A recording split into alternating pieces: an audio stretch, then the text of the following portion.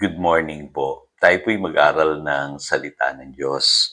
1 Timothy chapter 4 verse 12.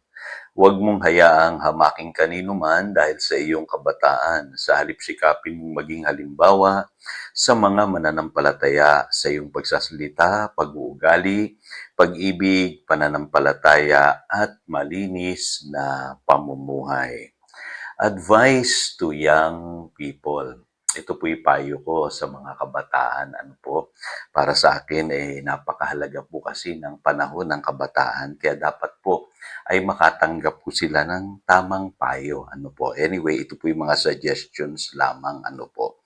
Maganda na makita natin na sa buhay na ito, minsan lang tayo dadaan sa kabataan. Kaya itong pagkakataon na ito, huwag nating sasayangin. Kaya mga kabataan, kayo yung mga nasa panahon ngayon na talagang mai-explore nyo ang inyong buhay. Nandiyan yung both opportunities at the same time mga challenges. At pwedeng sa buhay ninyo magtagumpay kayo dahil sa inyong mga gagawing desisyon at pwede rin naman dahil sa inyong mga maling desisyon ay mapahamak kayo. Kaya napakahalaga ng inyong buhay. So mga kabataan, pakinggan po ninyo itong payo ni Apostle Paul kay Timothy. Sabi niya, huwag mo hayaang hamaking kanino man dahil sa iyong kabataan. Ibig sabihin, kahit kabataan ka, kapatid, may magagawa ka. Makakagawa ka ng quality decision sa buhay. At higit sa lahat, magiging mabuti kang halimbawa sa ibang mananampalataya. Sabi rito, sikapin mong maging halimbawa sa mga mananampalataya sa iyong pagsasalita, pag-uugali, pag-ibig, pananampalataya at malinis na pamumuhay. So unang-una, dapat you must build a strong foundation of faith. Sa iyong buhay, mahalaga ang pananampalataya, kapatid. At dito, mga magulang, kinakausap ko din po kayo, pwede kayong magtulungan ng inyong anak. Kayo po yung magtuturo sa inyong mga anak ng pananampalatayang taglay-taglay ninyo. At ikaw naman kabataan, makinig ka.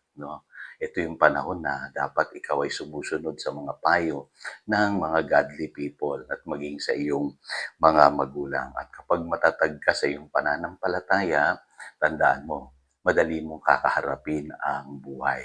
Nakakalungkot lang, maraming kabataan ngayon walang interes sa Biblia, sa pagdalo sa mga gawain ng Panginoon. Kaya marami na papahamak. Alam niyo mga kabataan, samantalahin ninyo na may nagtuturo sa inyo. At maaalala niyo yan sa mga panahon na kayo dadaan sa maraming problema sa buhay na ito. Pangalawa, excel in what is good. So dito po napakahalaga na kayong mga kabataan, isipin ninyo yung mabuti. Mag-excel kayo doon. Ang sabi ng Romans chapter 16 verse 19, be excellent on what is good and be innocent of evil. Ibig sabihin sa buhay na ito, mag-ingat tayo. Kasi laganap ang kasamaan Kailangan marunong tayong mag-establish ng boundaries. Yung mga bagay na hindi natin dapat gawin. At mahalaga yung meron tayong mga goals sa buhay. Kasi yan ang magbibigay sa iyo ng direction. Explore mo yung ibang activities sa buhay. Sabi sa 2 Timothy chapter 2 verse 22, kaya nga bilang isang kabataan, iwasan mo ang masasamang pagnanasa. Kasi darating yung maraming tukso Sabi rito, subalit pagsikapan mong maging matuwid, tapat, mapagmahal at mapayapa, kasama ng mga taong may pusong malinis at tumatawag sa Panginoon. Meron naman palang mga tao na meron pong taglay na pusong malinis at tumatawag sa Panginoon. Doon ka sumama, kapatid. At huwag kang padadala sa mga maling barkada. Ipapahamak ka niya. Ang lagi kong pinapayo sa mga kabataan noon, as long na meron kang takot sa Diyos, mangarap ka. Mahalaga po kasi yung meron din tayong pangarap. Kasi sabi po sa Proverbs 29 verse 18, where there is no vision, the people are unrestrained. Kapag daw ang isang tao wala siyang vision, siya po ay magiging unrestrained. Magiging magulo yung kanyang buhay. Mapapahamak siya, in other words. Panghuli, be a good example. Maging maganda kang impluensya sa iyong henerasyon. Yun ang sinasabi ng 1 Timothy chapter 4 verse 12. Kasi ang mundong ito naghahanap yan ng matutularan Kaya ikaw kabataan, kung ang buhay mo naging maganda, naging maayos, naging matagumpay ka, example ka sa ibang kabataan. Tutularan ka nila at lagi mong tatandaan, tayo'y tinawag upang maging ilaw ng sanlibutan. Kaya pwedeng yung buhay mo, kapatid, ay gamitin ng Diyos para magdala ng marami pang kaluluwa sa Kanyang kaharian. So tayo po'y manalangin.